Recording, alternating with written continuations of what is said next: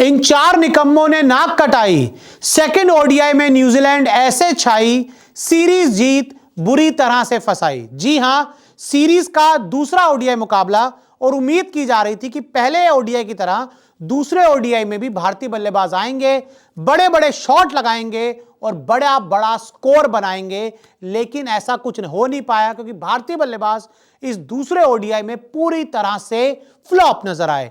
और इस फ्लॉप में सबसे ऊपर रहे श्रेयस अय्यर, जो 8 रन बनाकर आउट हो गए। पहला मुकाबला जो था उसमें श्रेयस अय्यर के रन आए थे, लेकिन वो टीम को जीत नहीं दिला पाए थे, और टीम को जीत दिलाना बहुत इंपॉर्टेंट होता है। तो वहां पर हम कह सकते हैं वहां पर वो फेल हो गए, और अब दूसरे ओडीआई में तो रन ही नहीं बना पाए। 8 रन बनाकर श्रेयस अय्यर आउट हो गए। देखिए, बहुत बात की जाती है कि श्रेयस अय्यर ये कर देंगे, श्रेयस अय्यर वो कर देंगे, श्रेयस अय्यर आग लगा देंगे, जीत दिला देंगे, लेकिन कब करेंगे, कब रन बनाएंगे, कब हिंदुस्तान को जीत दिलाएंगे, कब उनके बल्ले से कोई बड़ा बड़ा 100 या फिर कोई बड़ी मैच विनिंग पारी आएगी? मुश्किल लग रहा है। यहां पर तो श्रेयस अय्यर दूसरी ओडीआई में पूरी तरह से फ्लॉप हो गए। रोहित शर्मा 24 रन बनाकर आउट हुए। पहले ओडीआई में भी रोहित शर्मा फेल हुए, दूसरे ओडीआई मैच में भी रोहित शर्मा फेल हुए।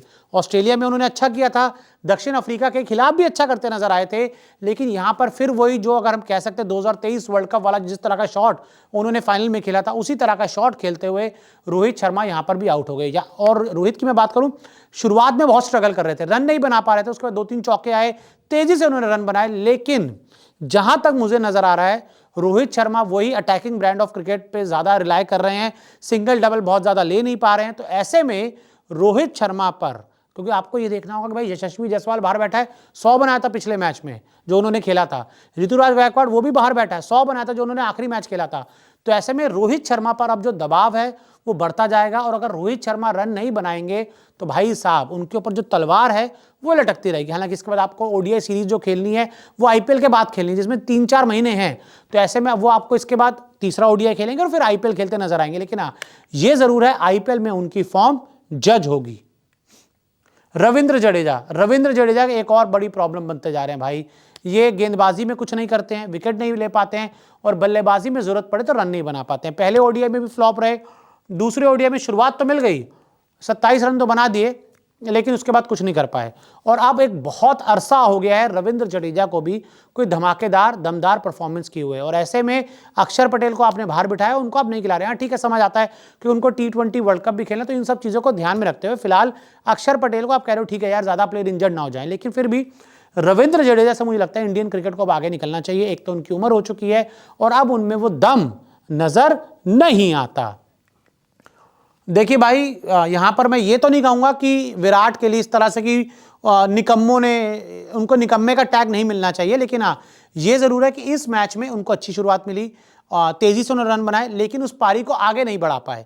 लेकिन ठीक है, विराट कोहली की अगर हम बात करें, विराट कोहली के रन आ रहे हैं, वो ओडीआई में नंबर 1 बल्लेबाज भी बन गए हैं, लेकिन विराट कोहली से भी आप चाहते हैं कि जिस तरह से आपकी अगर टीम डगमगा जाए तो विराट कोहली के रन आए, जो इस दूसरे ओडीआई मैच में विराट कोहली रन नहीं बना पा। और साथ ही अगर हम टीम इंडिया की बात करें, अगर केएल राहुल के बल्ले से धमाकेदार पारी, तूफानी पारी, जोरदार पारी अगर नहीं आती तो टीम इंडिया पूरी तरह से बिखर जाती और टीम इंडिया 250-225 के बीच ऑल आउट हो जाती। वो तो केएल राहुल थे जिन्होंने आपकी डूबती नैया को संवारा और एक बड़ी पारी खेलकर आपको एक रिस्पेक्टेबल स्कोर तक पहुंचाया। और नीतीश कुमार रेड्डी भी, हम ये कह सकते हैं कि नीतीश कुमार रेड्डी ने भी राहुल का ठीक ठाक साथ दिया, तो आप एक थोड़े से सम्मानजनक स्कोर तक पहुंच पाए। लेकिन यहां पर आपको ये देखना होगा कि कुछ प्लेयर्स, T20 पे तो लाइन लगी हुई है फ्लॉप प्लेयर्स की, और ओडीआई में भी अगर ये लगातार प्लेयर फ्लॉप होते जाएंगे तो फिर आपका जो ओडीआई का ट्रैक रिकॉर्ड है वो भी खराब हो जाएगा।